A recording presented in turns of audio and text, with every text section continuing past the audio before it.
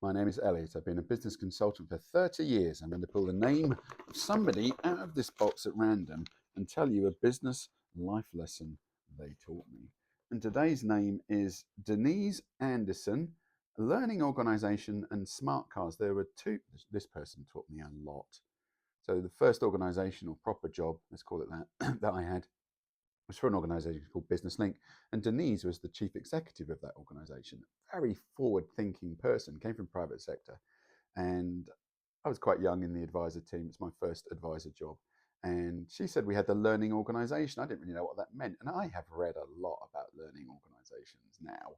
And she's the closest I ever saw, but it was still flawed. So what Denise did as a soundbite, this is my soundbite about to sum up exactly what she thought about learning. She told everybody in the entire organization, if you want to do a master's in business, we'll pay for it. I've never come across an organization that's done that. It didn't matter whether you were the director of communications or you were on reception.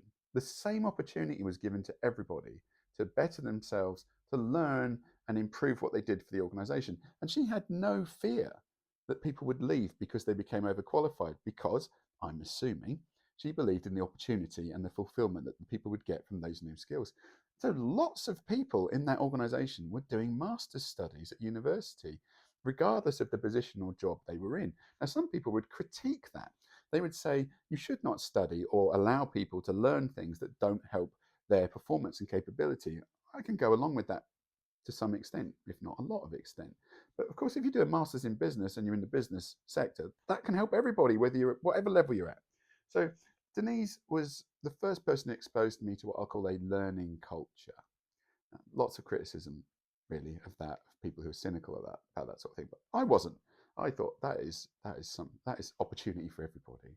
The culture in this organisation is really good. Yes.